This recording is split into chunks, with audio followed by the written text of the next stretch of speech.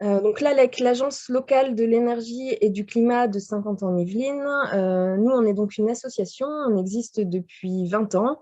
On a été créé à l'initiative de la communauté d'agglomération de Saint-Quentin-en-Yvelines et notre objectif, ça va être, de façon générale, d'accompagner toutes les démarches de transition énergétique sur les territoires du centre et sud-Yvelines. Donc, nos missions principales, ça va être d'une part le conseil, l'accompagnement d'un public varié, puisqu'on va s'adresser aux particuliers, aux collectivités, aux copropriétés, aux entreprises également. Et puis en parallèle, donc, on va mener des actions d'information et de sensibilisation, là aussi d'un public varié.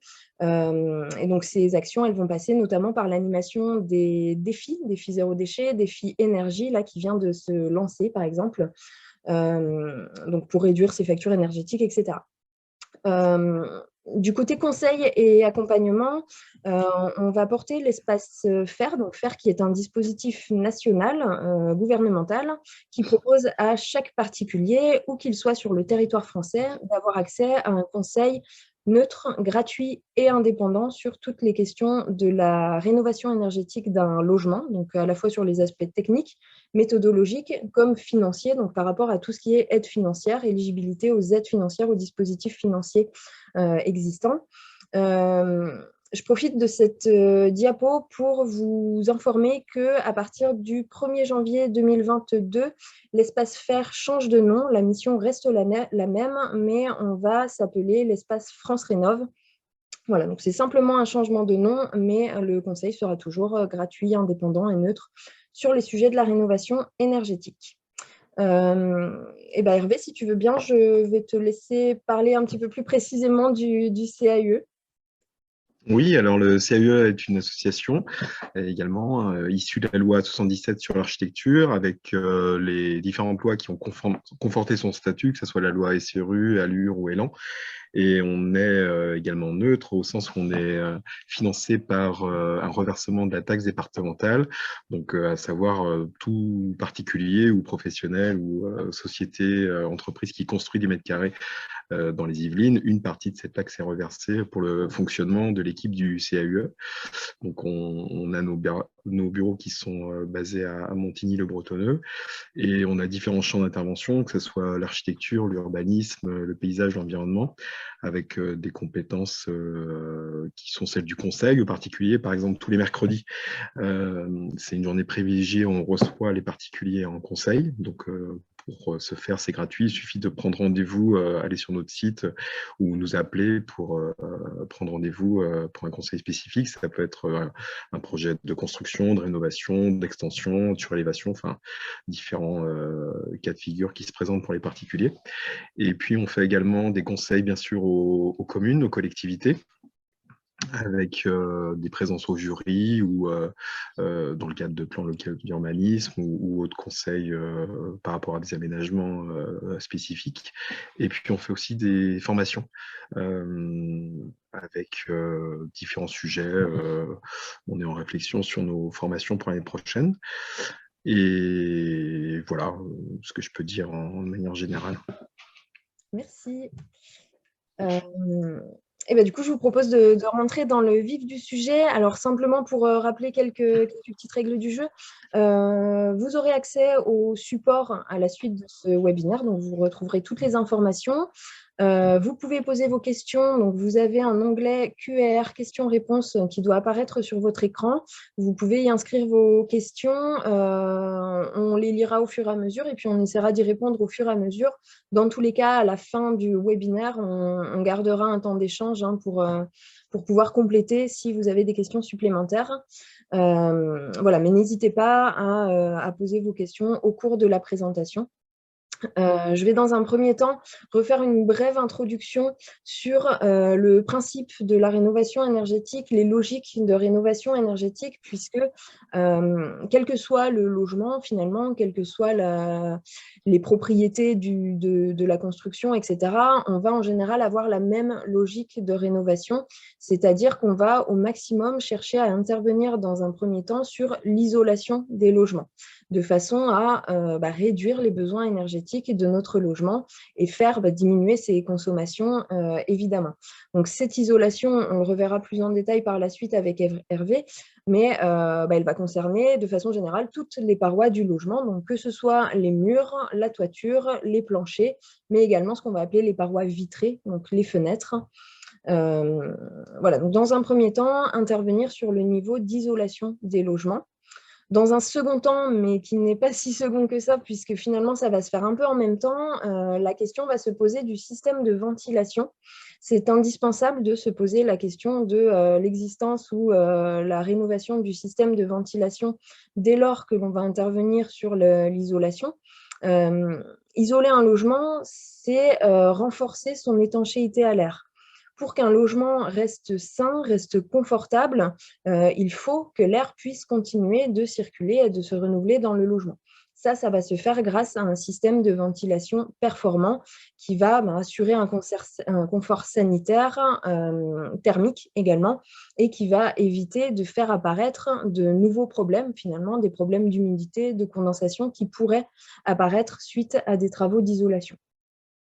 Et puis, pour finir cette logique, une fois qu'on a réduit au maximum les besoins énergétiques, qu'on s'est assuré que l'humidité continuait bien d'être évacuée, on va pouvoir intervenir sur les systèmes de chauffage et de production d'eau chaude sanitaire en redimensionnant ces équipements pour qu'ils soient adaptés, qu'ils soient le plus adaptés possible aux nouveaux besoins énergétiques du logement et puis qu'ils soient évidemment les plus économes et performants possibles.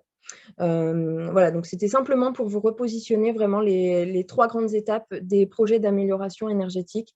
On va isoler, on va ventiler et on va chauffer.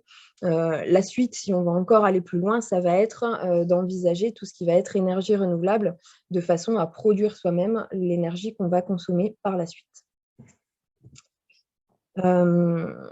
Hervé, je te passe la parole pour commencer à discuter justement des projets d'amélioration énergétique et de l'impact ou de l'opportunité que ça peut représenter pour la qualité architecturale des logements.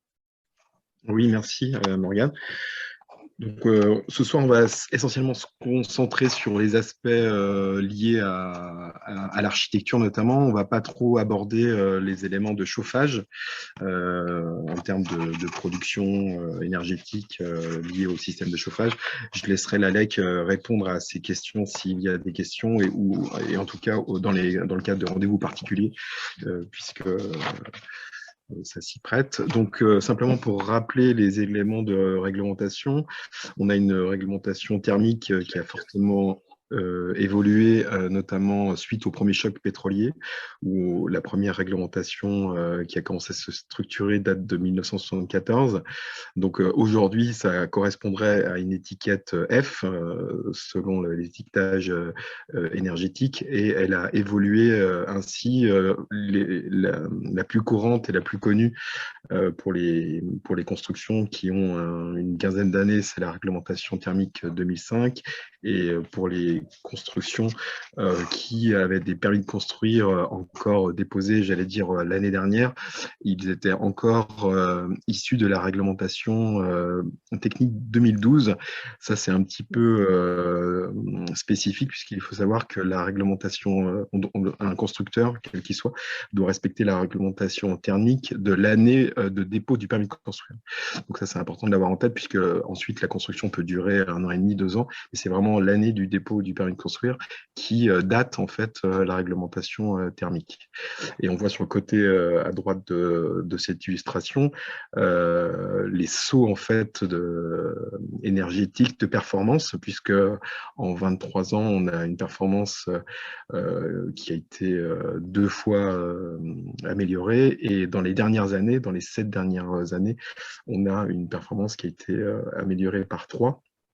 Sachant que j'en profite pour vous dire qu'à partir de janvier donc 2022, on aura une réglementation thermique RE 2020 qui va s'appliquer. Donc il y a eu un décalage, j'allais dire, avec tout un tas de raisons, entre autres la Covid qui a retardé la sortie de cette application thermique, mais surtout les professionnels, les constructeurs qui ont dû réinterroger leur modèle constructif et économique pour pouvoir justement absorber l'évolution au niveau de cette réglementation. Ce soir, on va surtout parler de rénovation, donc je ne vais pas trop m'attarder sur les aspects nouvelles constructions. Ce n'est pas le sujet, mais je pensais que c'était intéressant de vous resituer en fait l'étiquetage énergétique par rapport à la performance que vous souhaitez viser dans le cadre de votre projet de rénovation. Donc ça, c'est un peu le menu sur la gauche des points qui vont être abordés ce soir, avec schématiquement représenté à droite de l'image les principales sources de déperdition que vous avez dans une construction et les points du coup d'amélioration qu'il sera nécessaire de traiter pour votre projet de rénovation. Donc voilà, il y a différents pourcentages, comme vous voyez à l'image. La toiture est un élément important puisqu'on peut avoir jusqu'à 30% de déperdition par la toiture. Les éléments de fenêtre, d'huisserie également, entre 10 et 15%. Et puis vous avez tout ce qui est mur, bien sûr, qui peut représenter jusqu'à 25% de gains de performance, avec un élément qui est parfois oublié, c'est le traitement des planchers bas. Que ce soit sur les parties garage ou vide sanitaire. Et plus difficile à traiter, par contre, c'est toutes les liaisons de ponts thermiques, notamment quand vous avez des saillies comme des balcons, des terrasses, et des éléments comme ça. Et également la question de l'air, de la ventilation, qui peut être aussi un élément d'amélioration pour votre projet de rénovation.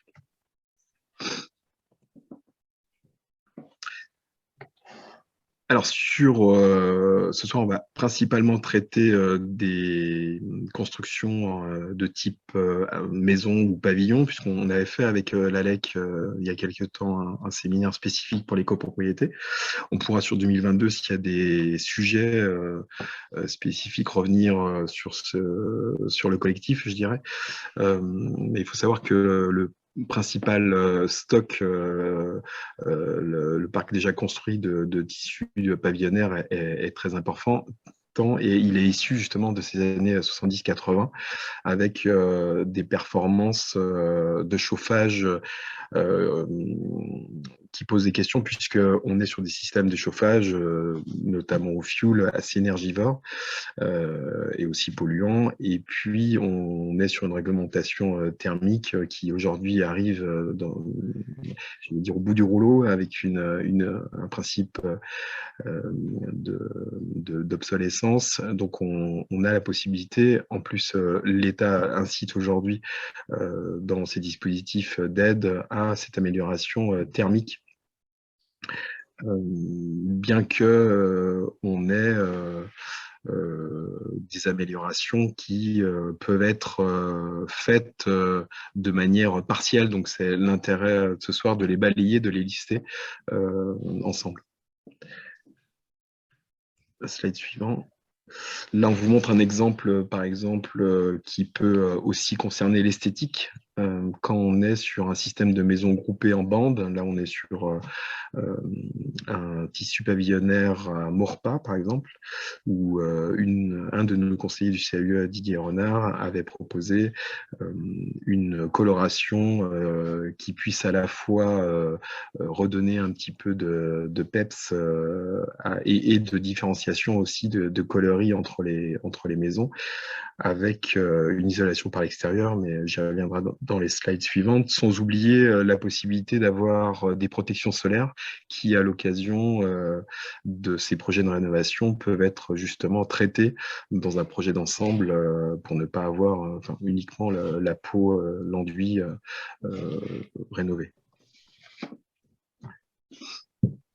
Alors, différents types de techniques d'isolation. Donc, une première qui est souvent utilisée et on commence à voir un peu partout aujourd'hui, c'est l'isolation avec enduit. Donc, vous avez à droite toujours un schéma de Didier Renard qui avait été proposé avec une technique qui est, j'allais dire, assez simple de mise en œuvre, où vous avez un système de tasseau et puis un système d'isolant qui vient calpiner comme ça et notamment couper les ponts thermiques. Vous voyez sur l'image de gauche, par exemple, un pont thermique de refend en béton. Donc, tous ces éléments de pont thermique, justement, sont recouverts avec des systèmes d'enduit, des systèmes de treillis qui permettent justement d'accrocher cet enduit sur la façade. Et après, il y a différentes techniques de composants d'enduit, que ce soit des éléments enduits de type polystyrène, comme vous voyez sur l'image, avec différentes épaisseurs, ou alors des enduits biosourcés, qui sont, dans les deux cas, là, à l'image, soit collés, soit tenus avec des splittés, avec des accroches qui vont chercher justement les murs de la construction, ce qui donne un effet de coque, en fait, une fois que ces éléments sont posés. Simplement une petite précision pour être sûr que tout le monde ait bien les notions. Quand on parle de pont thermique, pour resituer un pont thermique, ça va représenter les interruptions dans l'isolation. Et c'est aussi pour ça qu'une isolation par l'extérieur sera toujours plus performante qu'une isolation par l'intérieur. Là, on le voit typiquement sur cette photo à gauche, on voit bien que voilà, cette dalle en béton, si on isole par l'intérieur, on ne va pas pouvoir assurer la continuité de l'isolant. Elle va représenter une rupture dans l'isolation et donc constituer une zone de faiblesse, une déperdition et un pont thermique. Si on passe par l'extérieur, là, on va pouvoir bien assurer la continuité de l'isolant et du coup supprimer ce pont thermique à ce niveau-là. Voilà, je profite juste de cette image encore pour parler de la notion d'éclairage et d'ensoleillement, puisqu'il ne faut quand même pas minimiser le fait, et d'ailleurs dans la nouvelle réglementation, bon après il y a une limite à tout ça, c'est-à-dire plus on a des murs épais, là comme l'illustre la photo, plus vous allez perdre aussi en luminosité quelque part. Donc voilà, c'est aussi des éléments à réfléchir, puisque dans certains cas, il est en même temps intéressant, puisqu'on le verra plus tard, de changer ces éléments de huisserie, que ce soit des portes-fenêtres, des fenêtres, éventuellement, si la construction le permet, effectivement, de prévoir un peu d'agrandissement, puisque vous pouvez avoir une diminution, surtout si vous avez déjà des petites fenêtres. Voilà, il faut le garder à l'esprit. Un autre type d'isolation par bardage. Donc là, on est sur un système toujours un peu similaire. Vous avez un calpinage de tasseaux, d'isolant avec une épaisseur. Alors bon, de fait, plus c'est épais, plus c'est coûteux, forcément, puisque vous achetez la matière première d'isolant. Et puis ensuite, vous avez un système de pare-pluie pour avoir une protection justement par rapport à la pluie, l'humidité. Et puis ensuite, vous avez un bardage.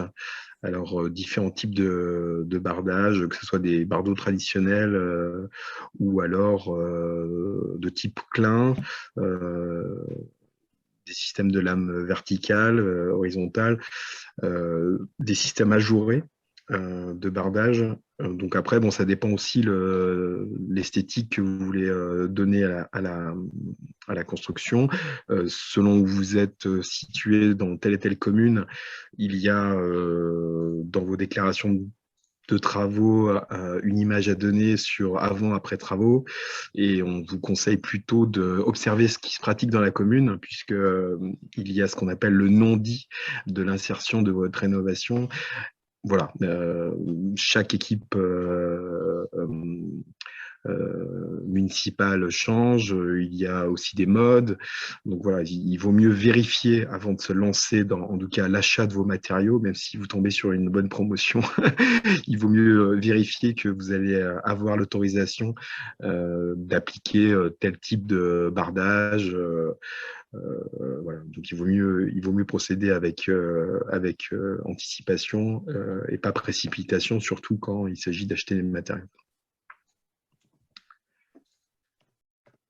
Et un autre type d'isolant, de type vêture. Alors, c'est un petit peu comme un habit, hein. Vous avez des éléments qui sont préfabriqués, du coup. Alors, c'est intéressant. Après, dans le temps, peut-être que certains vieillissent plus mal, certains ont un niveau de surface un peu plastifié qui, au soleil, parfois, au bout de 10-15 ans, en fait, ont tendance à s'effriter. Donc, on conseille peut-être moins, à part sur des équipements ou des grands bâtiments. Mais c'est quand même intéressant si vous avez des huisseries un peu spécifiques, voilà, de réfléchir aussi à ces systèmes de bardage, puisqu'il y a beaucoup aussi, on ne fait pas de promotion dans notre cas pour une marque donnée, mais il y a beaucoup de systèmes aujourd'hui qui existent sur des éléments de vêture qui viennent en fait composer la façade avec un look qui peut être assez intéressant également.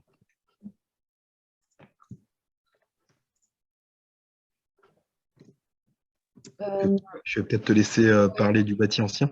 Oui, alors c'est vrai que jusqu'à maintenant, voilà, on parle, comme Hervé l'a dit, de la majorité du parc saint-quentinois, sud-yvelinois, qui est composé de logements années 50, 60, 70. On a d'autres logements, les logements les plus anciens, qui vont poser d'autres questions. Quand on est sur des logements avec des matériaux qui n'étaient pas encore industriels, comme la pierre par exemple, hein, typiquement les maisons en pierre, là va se poser d'autant plus la question du choix du matériau, puisque les matériaux comme la pierre sont des matériaux qui vivent finalement, entre guillemets, et qui ont notamment la propriété de laisser se faire les transferts d'humidité entre l'intérieur et l'extérieur du logement. L'important, quand on va déposer une couche d'isolation sur la paroi, ça va être de s'attarder enfin, de justement ne pas bloquer ces transferts d'humidité, puisque là, le risque, ça va être de créer des problèmes qui n'existaient pas, des points de condensation entre l'isolant et le mur existant. Voilà, donc les murs anciens, les maisons anciennes, les murs en pierre notamment, il faut vraiment être vigilant quant au choix du matériau. Typiquement, je ne pense pas que je vous apprends grand-chose, mais un polystyrène sur un mur en pierre, c'est plus que déconseillé, hein, puisque le polystyrène est un isolant étanche qui justement va bloquer complètement ces transferts d'humidité. Sur les murs en pierre, le bâti ancien, on va avoir tendance à privilégier tout ce qu'on appelle les matériaux biosourcés, donc qui sont issus du recyclage et qui vont avoir cette capacité justement à laisser transiter la vapeur d'eau pour s'assurer que le comportement de la paroi continue d'être pérenne avec une isolation rajoutée. Et puis encore une petite piqûre de rappel sur la ventilation, même si on en parlera tout à l'heure, mais la ventilation est indispensable dans le cadre de travaux d'isolation.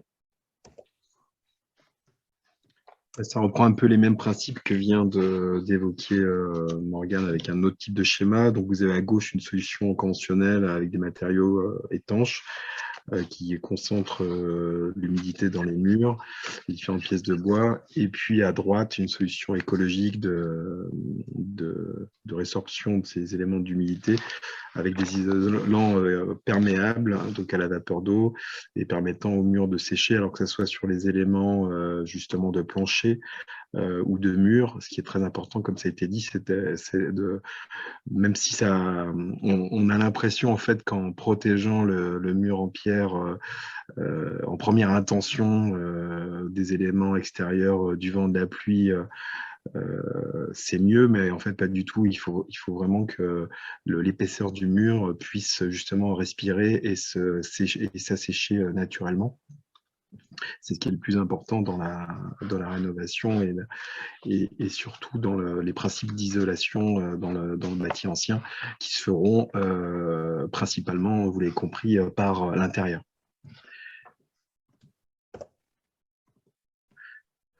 On va aborder à présent le sujet de l'isolation en toiture.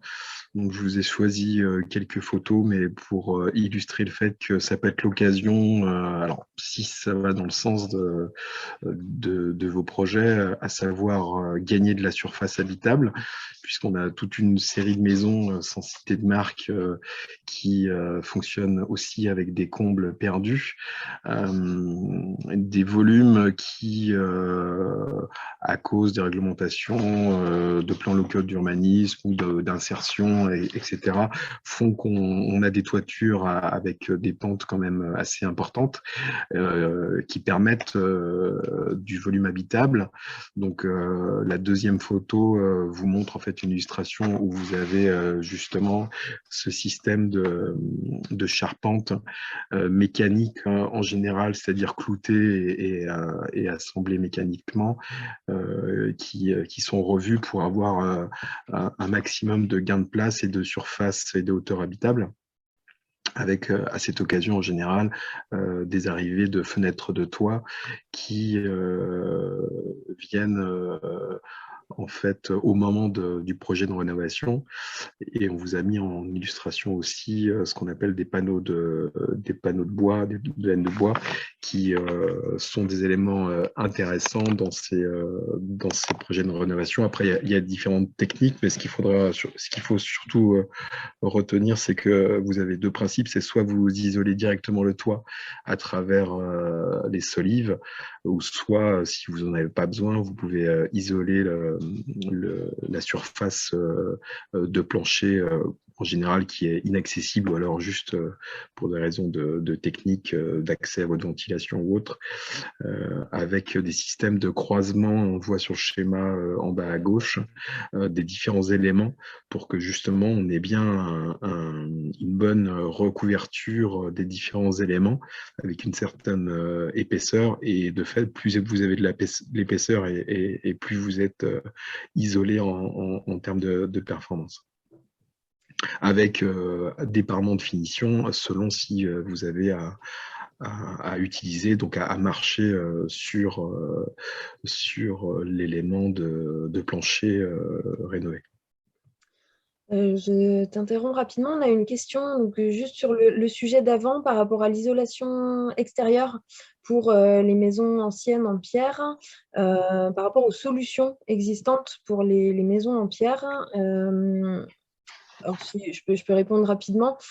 C'est, comme on l'a dit, hein, ce qui va être privilégié pour isoler les maisons en pierre, ça va être tout ce qui va être matériaux biosourcés. Donc, pour en citer un, par exemple, on peut citer la laine de bois, qui justement a cette propriété de laisser transiter la vapeur d'eau et de ne pas bloquer les transferts d'humidité. Après, c'est vrai que sur de la maison en pierre, il y a cet aspect patrimonial qui va souvent se poser, et c'est pour ça que c'est une des raisons pour lesquelles on va aussi plutôt isoler par l'intérieur. Enfin, après, là, c'est vraiment un choix esthétique. Si tu remets, Morgane, le schéma d'avant, je ne l'ai pas décortiqué, mais on préconise souvent l'enduit à la chaux, oui, avec un mortier de chaux. Alors, c'est plutôt pour aussi consolider les éléments de mur, mais c'est souvent l'enduit à la chaux qui est préconisé quand on est sur effectivement de l'isolation intérieure, pour avoir un mur perspirant qui respire et qui est protégé quand même avec une croûte de chaux qui vient protéger l'élément de mur, qu'il soit en pierre, en pisé ou autre. je pense qu'on a répondu à la question et on peut continuer. Alors après, sur les techniques justement d'isolation sous rampant entre chevrons, on voit sur les photos de droite, donc toujours croiser bien ces panneaux pour avoir l'épaisseur d'isolant.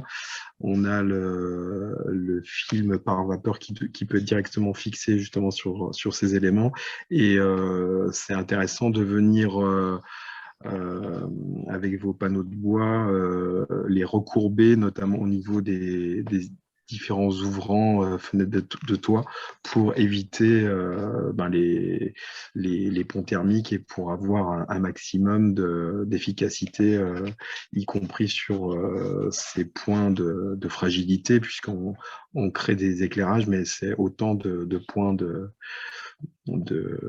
froid, notamment sur ces parties-là.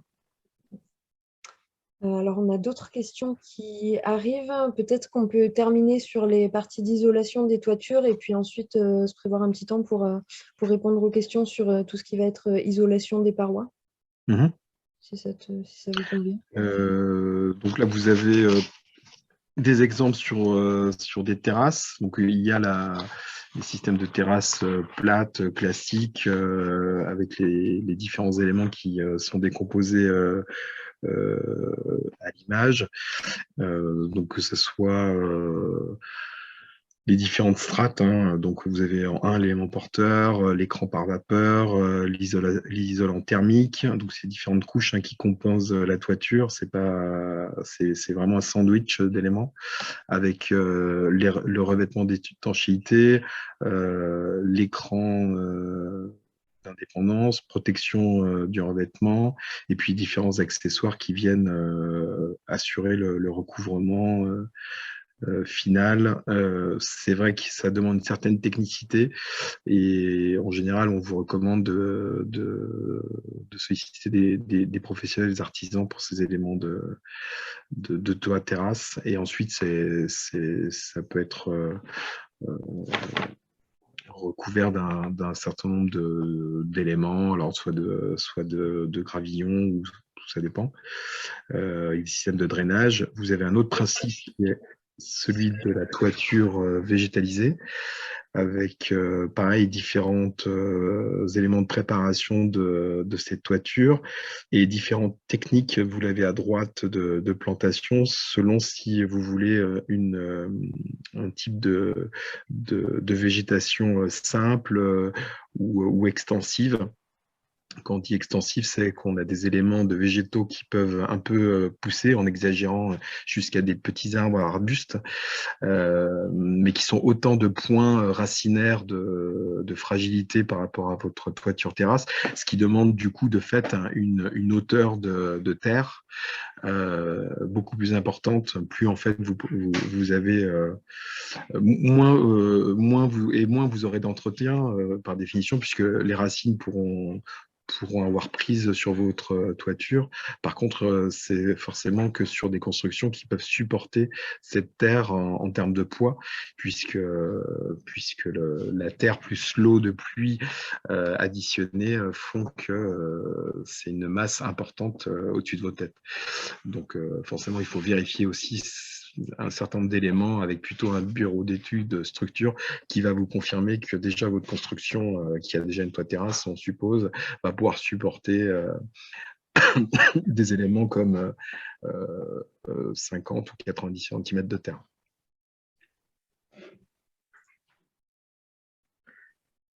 Et puis un élément qui parfois est oublié, c'est celui de l'isolation des planchers bas, qui est un élément de gain qui peut être aussi intéressant, avec plusieurs techniques, les techniques justement de panneaux composites. Alors, il y a différentes sortes, ou les éléments projetés de flocage qui peuvent être aussi réalisés sur toute la sous-face de la construction. Donc après, ça dépend si vous voulez, si vous avez des systèmes de tuyaux de chauffage qui doivent être gainés, etc. Bon, il y a tout un travail préparatoire avant de venir directement faire ces flocages, puisqu'il faut que vous puissiez aussi intervenir éventuellement en cas de fuite, de soudure, etc. dans votre maison, tout simplement. Ou d'éléments électriques, comme on le voit sur la photo en bas à droite. Et effectivement, comme c'est rappelé à l'image, forcément, ça vous diminue un peu d'autant la hauteur de plafond utile.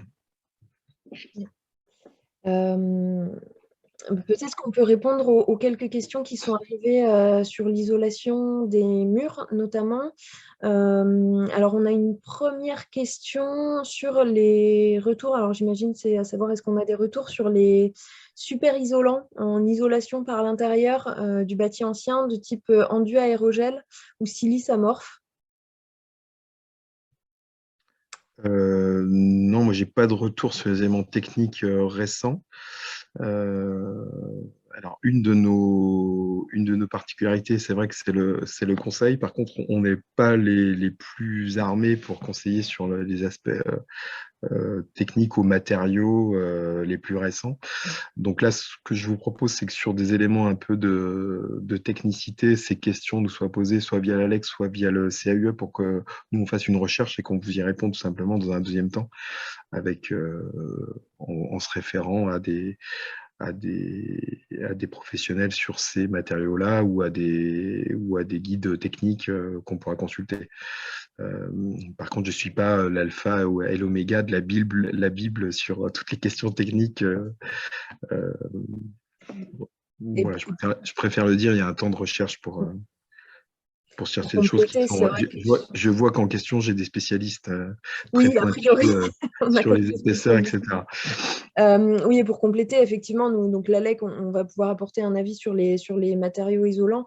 Les enduits aérogels, les silices, etc., c'est pas des matériaux qu'on voit très fréquemment, notamment dans les Yvelines. Enfin, on a peu de retours d'expérience dessus. Donc, pareil, là comme ça, c'est un peu compliqué d'apporter un retour là-dessus, mais on peut creuser de notre côté aussi. Par rapport alors la suite de la question qui était le coefficient mu minimum pour la perméance de l'isolant, on va chercher à ce que, enfin, sur le bâti ancien, on va chercher à ce que l'isolant soit le plus perspirant possible, hein, dans tous les cas.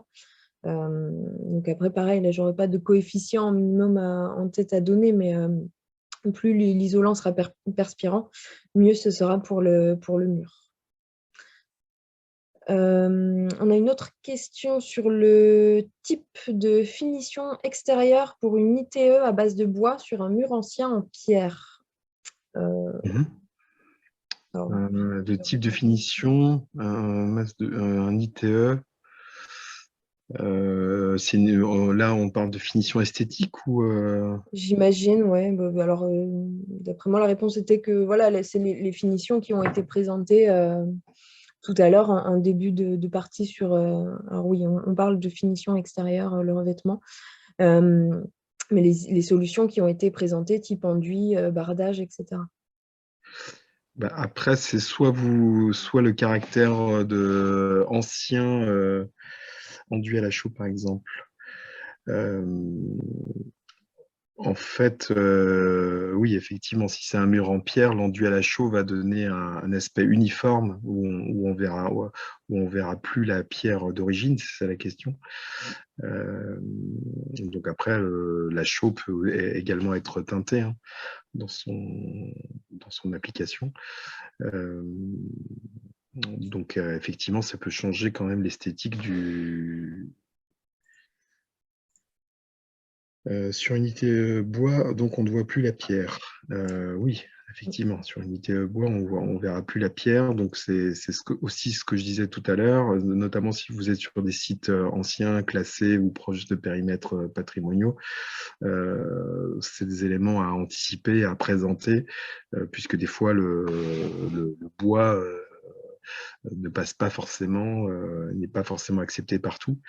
Vous pouvez avoir une façade pierre sur rue qui peut être conservée, par exemple, et avoir vos trois autres façades qui sont plutôt orientées sur la partie privative du terrain, qui peuvent être traitées avec une autre technique.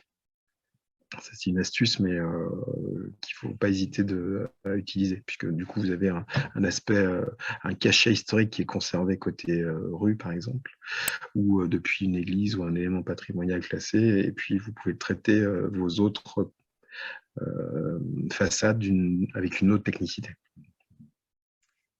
Merci Hervé. Alors rapidement, par rapport à une question sur l'épaisseur d'isolant pour une isolation des combles par le plancher en RT 2012 et E 2020.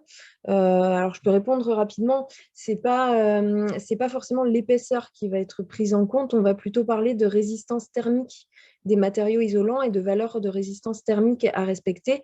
Cette résistance thermique, elle va dépendre du matériau isolant en lui-même, des propriétés isolantes du matériau et de l'épaisseur qu'on va mettre en œuvre.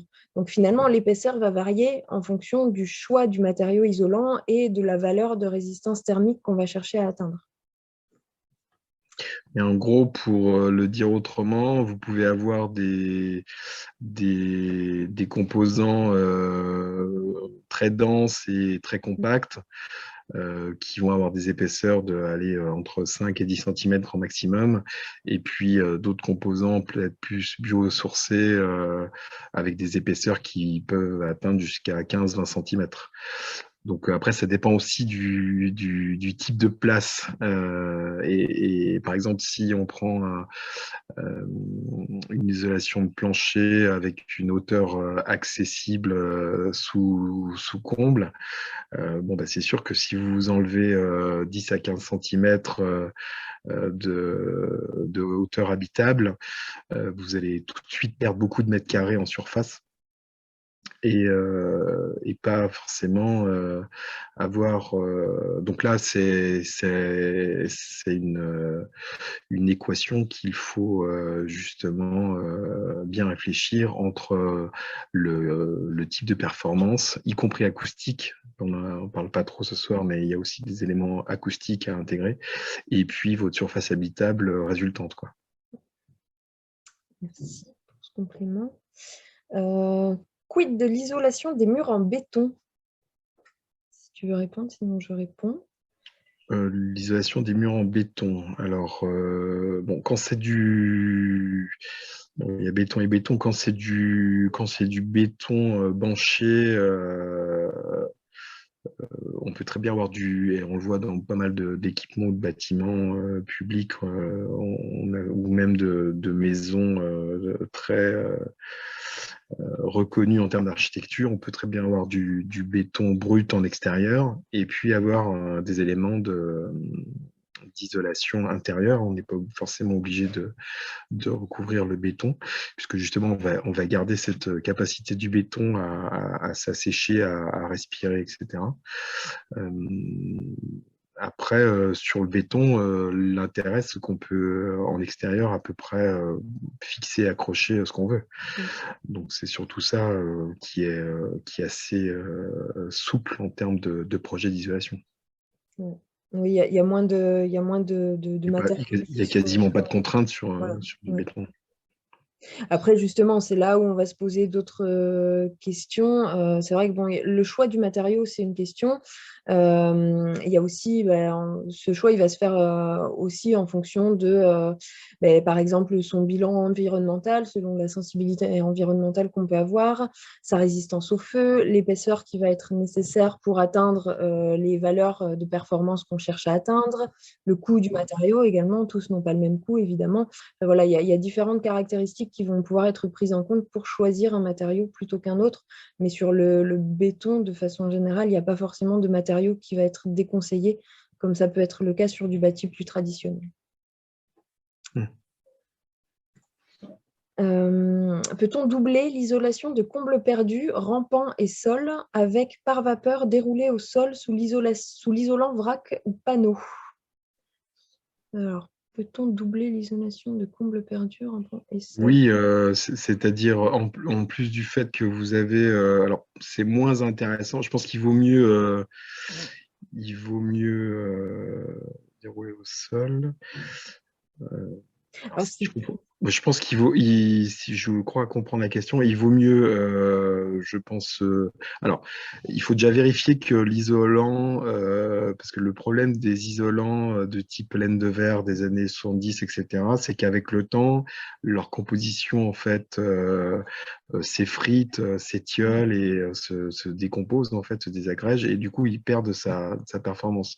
Donc, avant de le doubler, je pense qu'il y a une première réflexion, c'est tout simplement de l'enlever, d'enlever l'ancien isolant, de le remplacer par un isolant d'aujourd'hui qui soit beaucoup plus performant après avoir son épaisseur. Mais de toute façon, si vous n'avez pas une utilisation, j'allais dire, de votre dernier étage et qu'il n'y a pas de comble accessible, il est préférable tout simplement aussi pour des raisons économiques, hein, si vous avez déjà un isolant, comme ça doit être le cas en solivage, d'avoir une isolation qui se fait au niveau de la dalle supérieure ou du plancher supérieur, peu importe, pour conforter votre isolation, sans trop vous soucier de est-ce que votre isolant finalement sous la toiture est performant ou pas. En général, on sécurise en mettant un isolant au niveau du dernier plancher, quoi. Tout à fait. Et voilà, oui, pour compléter, en fait, simplement, pour le dire autrement aussi, en termes de thermique, là, simplement, on va chercher à positionner un isolant au plus proche du volume chauffé. Ça n'a pas d'intérêt thermique de doubler une isolation s'il n'y a pas d'usage qui est fait de cet espace-là. Au contraire, après, il peut se passer des phénomènes d'espace tampon qui peuvent créer des surchauffes en été si ce n'est pas assez ventilé et donc dégrader le confort estival. Enfin, voilà, ça n'a pas d'intérêt de doubler une isolation s'il n'y a pas d'utilisation qui est faite de cet espace-là, thermiquement en tout cas. Et puis une dernière question sur l'isolation de la toiture. La couverture végétalisée de toit en pente avec de la mousse est-elle une variante valable et légère? Protection toiture, protection thermique. Oui, c'est ce qu'on appelle la couche de sédum qui peut être intéressante. Après, il faut vérifier que la pente ne soit pas très importante parce que le problème, c'est que on va devoir veiller à ce que l'aspect glissant justement de la terre et du sédum soit pas un problème où on n'a pas à recharger en permanence cet élément de toiture végétalisée. Donc voilà, il faut que la pente soit assez faible. Mais sinon, un des principaux intérêts aussi d'une isolation végétalisée, c'est le confort d'été, puisque il y a un gain de fraîcheur, tout simplement. On y reviendra dans les éléments de présentation juste un peu après sur la végétalisation. Mais c'est vrai qu'avec les surchauffes en été, c'est de plus en plus maintenant utiliser le fait d'avoir des éléments de toiture végétalisée. Bon, alors on a encore des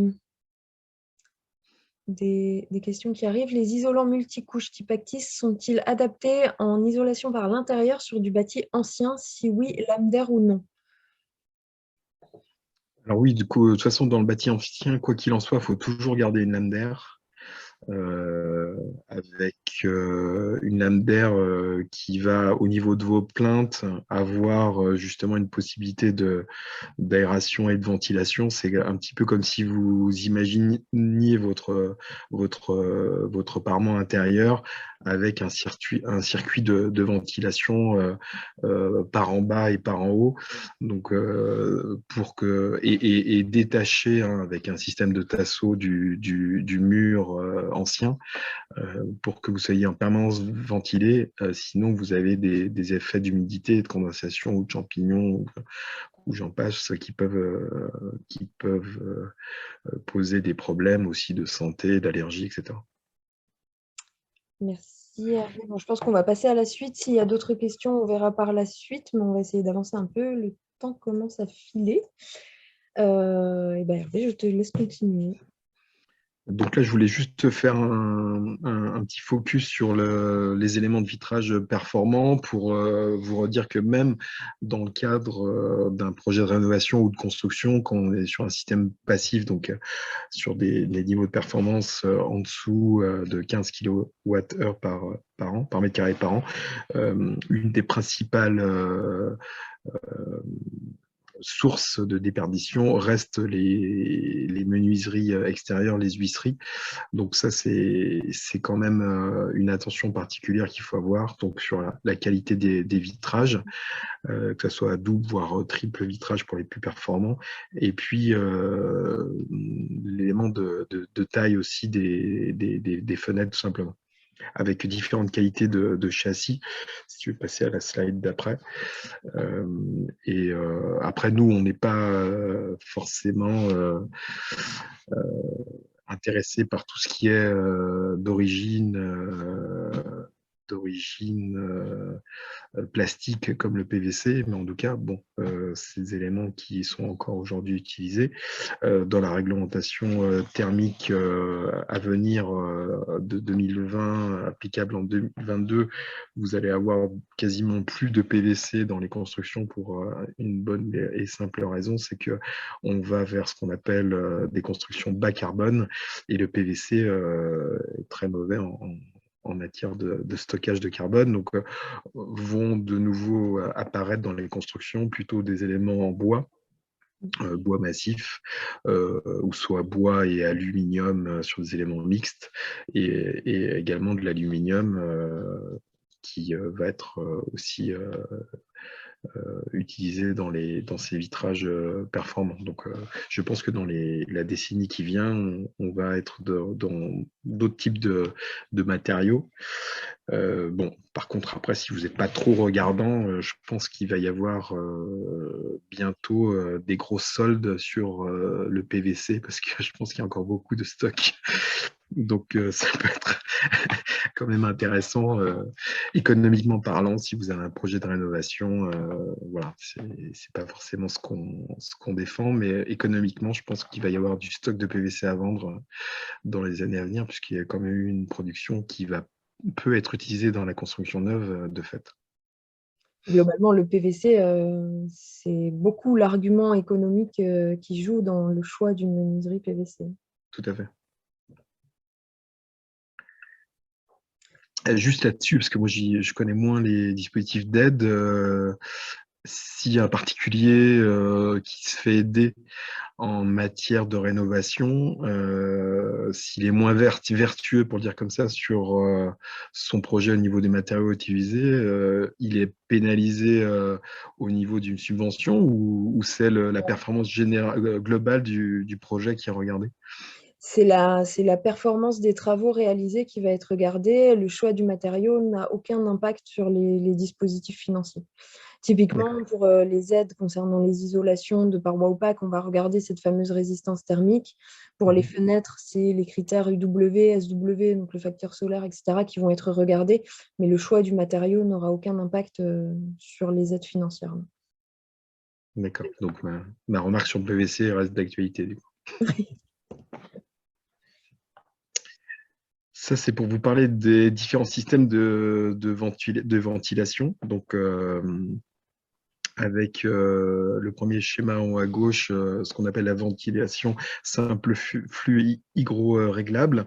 Donc, en gros, vous avez un système de captation de l'humidité de toutes les sources et notamment des pièces humides, que ce soit voilà, salle de bain, WC, cuisine, où justement vous allez avoir au niveau des bouches justement d'aération, de ventilation, des extractions qui vont être générées par le taux d'humidité de ces pièces-là, avec un système de ventilation qui va être extrait par les parties hautes de la construction, toujours avec des entrées d'air frais aussi qui vont permettre ce renouvellement d'air. Et puis, vous avez ce qu'on appelle le système le plus simple, système 5 ventilation mécanique répartie, qui, de la même manière que ce qui vient d'être dit, lui va fonctionner en plus en continu, avec moins de régulation que le système à flux hygro-réglable.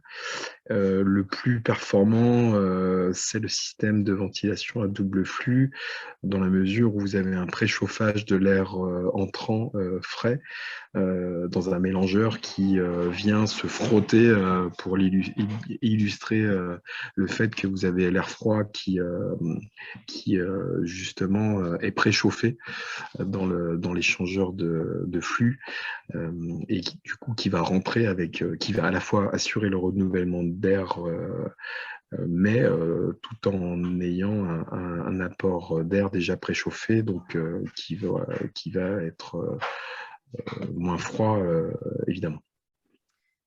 Si je Donc, peux oui. simplement apporter un petit complément, alors c'est vrai que la ventilation double flux, oui, c'est la plus performante puisque justement on va limiter les apports de froid en préchauffant l'air qui rentre dans les pièces sèches. C'est pas forcément adapté à tous les logements non plus. La ventilation double flux, c'est un coût beaucoup plus important qu'une bonne ventilation simple flux. Et c'est vrai qu'on va envisager, enfin, la plupart du temps, les ventilations double flux sur des logements qui sont déjà performants ou sur les logements où on va chercher une très bonne performance. Mais en rénovation, c'est vrai que la ventilation simple flux hygroréglable peut être déjà tout à fait performante. Si on va chercher encore plus loin, oui, on va pouvoir envisager la double flux, mais ça peut être en tout cas mettre en œuvre aussi avec ces systèmes de gaines, etc., qu'il faut créer dans le logement. Voilà, c'est ça, là, ce que j'allais dire. L'inconvénient du double flux, c'est qu'il faut non seulement des gaines, beaucoup de gaines, en plus il faut la place pour l'échangeur, ça fait du bruit. Donc il faut bien la chemiser, l'isoler pour pas que ce soit une source de nuisance sonore. Donc voilà, il faut avoir déjà un certain volume de maisons, plutôt des grandes maisons, parce qu'en fait, ça a été pensé plutôt pour le bâtiment collectif, ces systèmes-là. Et aujourd'hui, même dans la construction récente, neuve, et même dans le collectif, on réfléchit de plus en plus à des systèmes historiques plus simples, traversants, avec de moins en moins de mécanisation au niveau aussi de ces systèmes de ventilation, où on en revient aux bonnes habitudes d'ouvrir 5-10 minutes les fenêtres. Voilà, donc faut bien se documenter là-dessus. Mais si vous avez déjà des systèmes d'entrée d'air et d'extraction qui fonctionnent, bon, c'est peut-être pas le poste sur lequel faut se ruiner dans un projet de rénovation thermique pour une construction ancienne. On a une petite question là rapidement sur la ventilation haute et basse. La ventilation haute et basse, c'est-à-dire? Alors, je pense que ça fait référence aux anciennes ventilations. Alors, c'est plus utilisé aujourd'hui, la ventilation haute et basse. C'était utilisé il y a plusieurs dizaines d'années, même si je ne dis pas de bêtises, à l'obligation pour le gaz. Alors, ce n'est pas la même chose. Il y a vraiment ces deux circuits qui sont différents. Il y a vraiment des obligations de ventilation pour le gaz et les systèmes de ventilation du logement qui sont différents. Là, les systèmes de ventilation qu'on vous présente, c'est des systèmes qui sont... pour assurer le renouvellement d'air, en voilà, fait. assurer le renouvellement d'air et qui se font à l'échelle du logement. C'est-à-dire qu'on va avoir des entrées d'air dans certaines pièces. Et puis, c'est ce qu'on appelle aussi la ventilation par balayage. C'est-à-dire que l'air va balayer la totalité du logement pour être extrait dans d'autres pièces qui, là, vont être les pièces humides, comme Hervé l'a mentionné tout à l'heure. Et le balayage se fait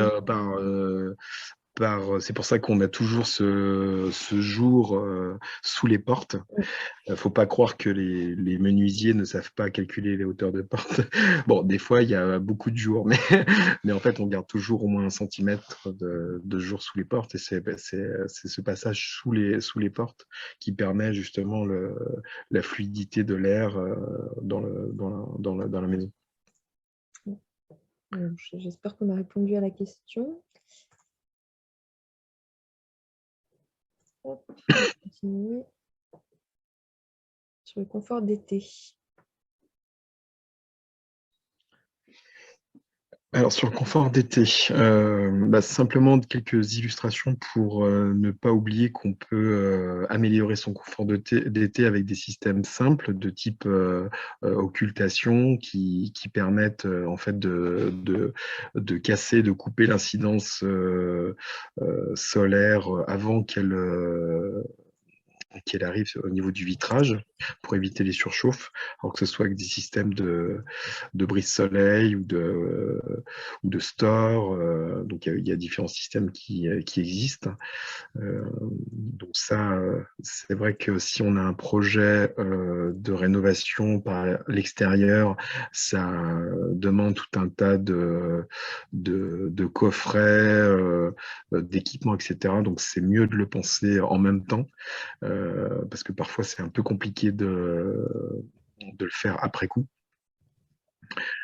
Et après, on a des différents systèmes de volets, alors soit complètement dans l'épaisseur de l'encadrement, puisque comme on l'a dit tout à l'heure, ces surépaisseurs vont générer d'autres systèmes d'accroche. Vous n'allez plus avoir les mêmes accroches que les volets que vous aviez précédemment. Donc, soit on a des systèmes de store encastrés. Alors pareil, il faut pouvoir penser à insérer dans l'épaisseur justement de votre projet d'isolation par l'extérieur les coffrets de store par exemple, ou alors revoir votre système. On voit avec l'image de droite avec des systèmes de volets pliants. Enfin, il existe tout un tas de systèmes différents et ça vaut le coup de se poser quelques questions avant de se lancer sur le projet d'enduit ou d'isolation par l'extérieur, quel qu'il soit. Donc, pas oublier ces éléments d'occultation.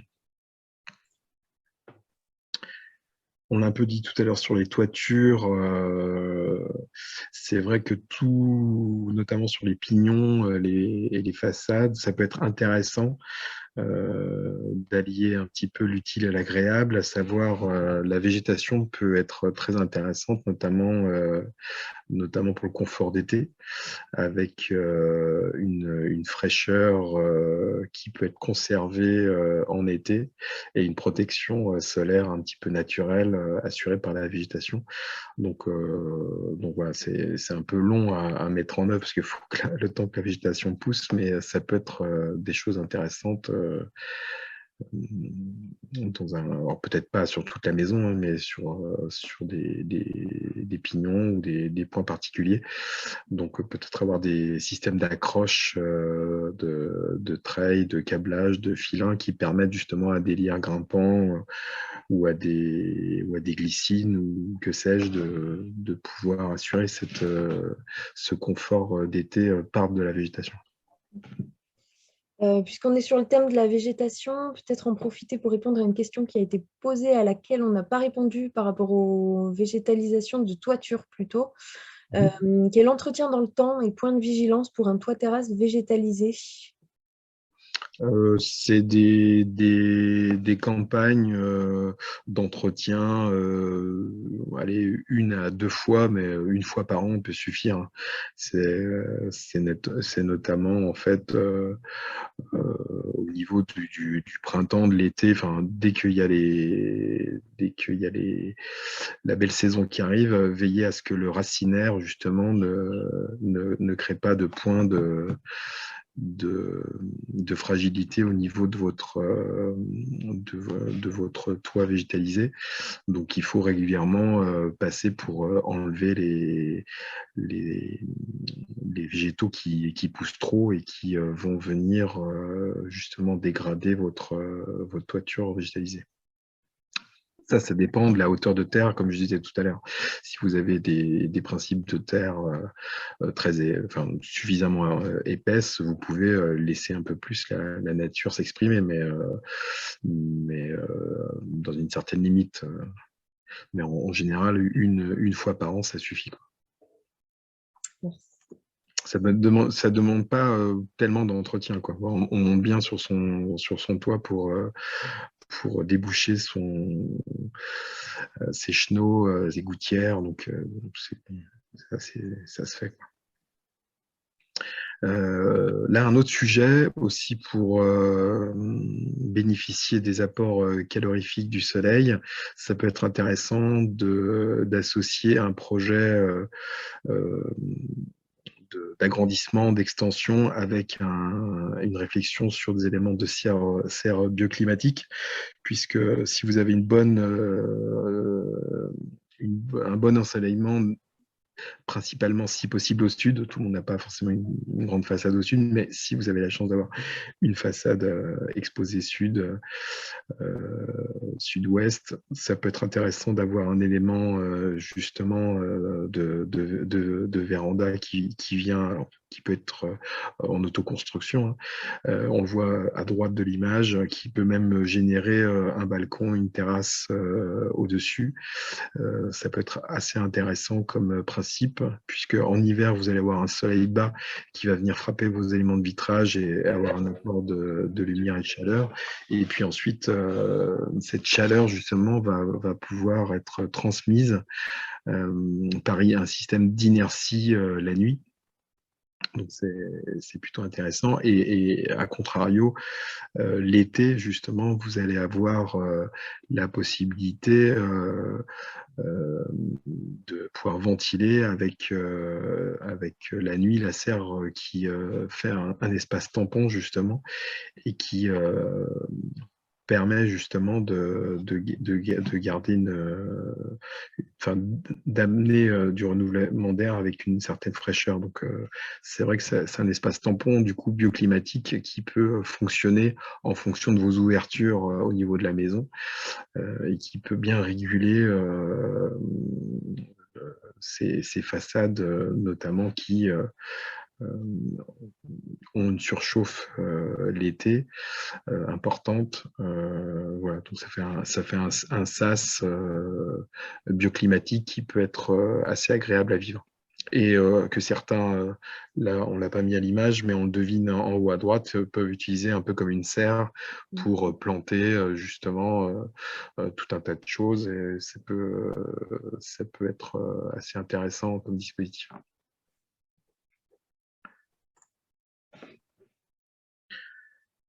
Alors là, on va aborder tout ce qui est capteur solaire, mais aussi thermique.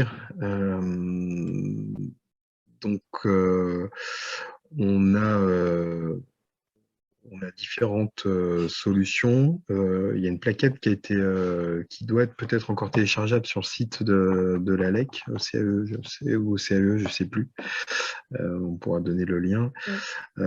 Qui permettent justement d'avoir différentes configurations d'insertion de ces capteurs. Selon si on a des capteurs thermiques, en haut à droite de l'image, en fait,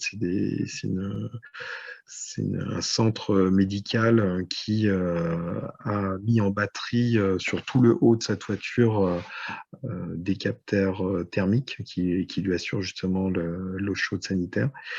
Et puis, vous pouvez avoir après un mixte, alors surtout sur des éléments de façade orientés sud de préférence.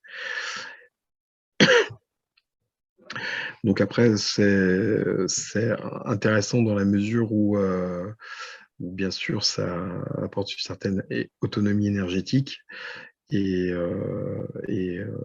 même en Île-de-France, c'est intéressant au niveau de tout ce qui est eau chaude sanitaire l'été. Je ne sais pas si l'ALEC, vous accompagnez ce type de projet. Oui, que ce soit du solaire thermique ou du solaire photovoltaïque, oui, on peut accompagner sur ces sujets-là. Il faut bien dissocier quand même, ça c'est pas évident pour tout le monde, je vais peut-être le rappeler, mais quand on parle de capteurs solaires, on a deux technologies qui existent. Ça va être soit les capteurs le solaire thermique, où là on va récupérer la chaleur du soleil pour chauffer directement de l'eau, typiquement avec un chauffe-eau solaire. Soit on va être sur des technologies photovoltaïques, où là on va avoir des panneaux qui vont servir à produire de l'électricité qu'on va pouvoir consommer ou revendre. Donc thermique, c'est l'eau en fait qui circule en gros dans des petits tuyaux, hein, qui sont directement chauffés par l'énergie solaire. Ouais. Et qui peut, alors on peut chauffer l'eau sanitaire comme on peut chauffer l'eau qui circule dans un circuit hydraulique pour desservir des radiateurs, typiquement. Bon, dans les Yvelines, c'est vrai on va plutôt voir du chauffage d'eau plutôt que d'utiliser le soleil pour chauffer l'eau sanitaire plutôt que Oui. pour l'utiliser comme un système de chauffage. Et dans la diapo suivante, c'est d'autres exemples d'applications, alors soit déporter de la construction, quand c'est pas possible parfois de le mettre en toiture ou qu'on n'a pas une bonne exposition, mais qu'on a quand même du terrain pour pouvoir installer des capteurs.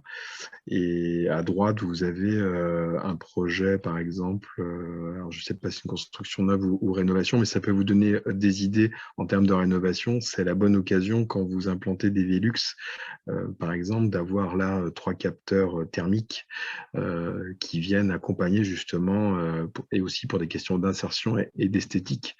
Les mairies apprécieront d'avoir un projet global qui à la fois insère les fenêtres de toit avec en même temps les capteurs thermiques. Là, d'autres exemples encore. À gauche, alors c'est plutôt quand vous avez, ça peut s'appliquer sur la serre bioclimatique dont on parlait tout à l'heure. Vous avez du capteur photovoltaïque qui, à un certain degré j'allais dire translucide, qui permet justement à la fois de se protéger du soleil, donc qui fait ombre et qui à la fois emmagasine l'énergie. Donc ça peut être intéressant sur des systèmes de verrières de serre.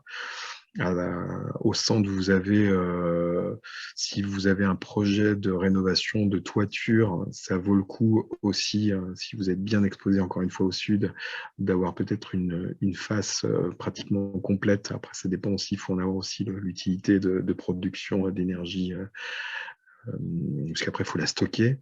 Donc, ça renvoie à d'autres notions. Et puis à droite, encore un exemple, si vous n'êtes pas bien exposé au sud, mais par contre, vous avez un mur qui est un mur d'enceinte de votre propriété, vous pouvez très bien rapporter de la même façon l'accroche de vos panneaux sur un mur en pierre existant, par exemple.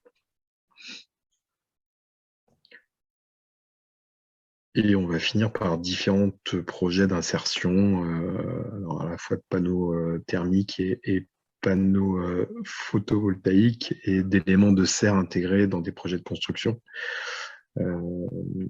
On est plutôt là dans la construction neuve que de la rénovation.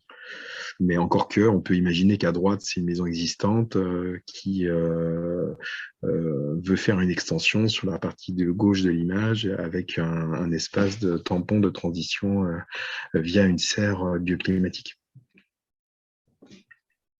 On est déjà sur des grands terrains là. Voilà, de nouveau d'autres exemples.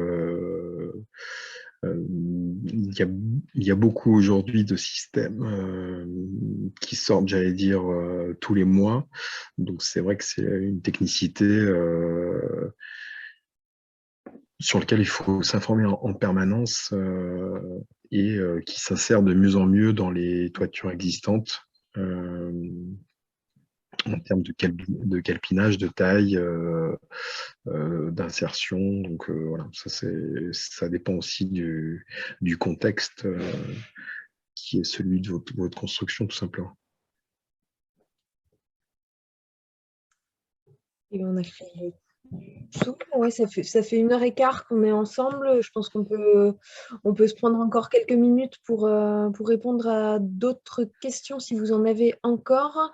Alors, on en avait une sur la possibilité de coupler un puits canadien ou puits provençal à une ventilation simple flux. Là, on revient un peu en arrière sur le sujet de la ventilation et voilà, le couplage avec un puits canadien ou provençal. Le couplage, Oui, c'est pas gênant de coupler un puits canadien avec le plus canadien. Bon, bah, l'intérêt, c'est que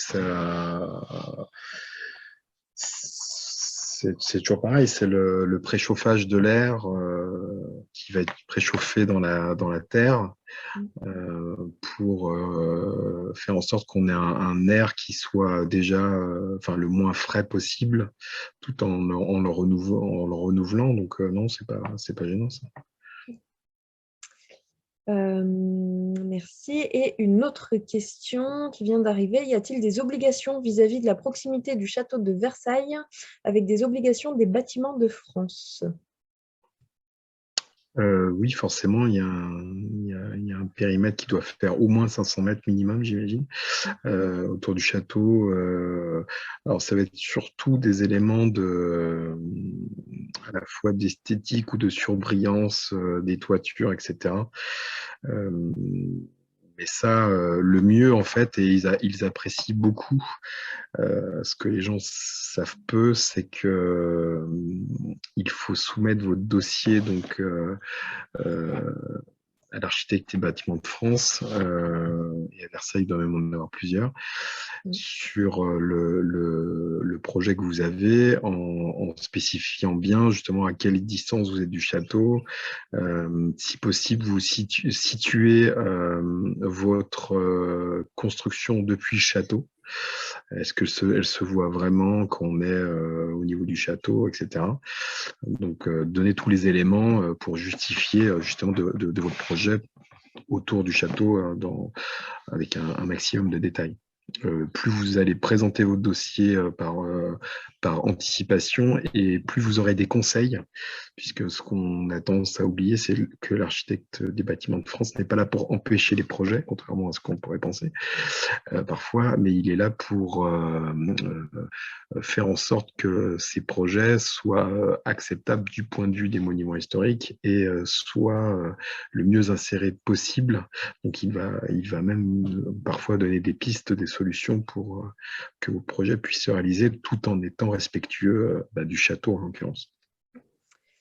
Alors, il y avait une sous-question, entre guillemets, donc, qui était pour le photovoltaïque, mais la réponse, c'est oui, c'est à partir du moment où il y a une modification de l'aspect extérieur du bâtiment, que ce soit une isolation, du photovoltaïque, etc. Oui, ça s'applique. Et Alors, la directrice du CAUE me voilà. précise, elle fait bien que c'est beaucoup plus que 500 mètres, Oui. puisqu'il y a un site patrimonial remarquable. Donc, on est sur un rayon beaucoup plus important. Merci Elisabeth. Voilà, donc une précision de Elisabeth Roja-Lefebvre, qui est la directrice du CAUE. Merci Elisabeth.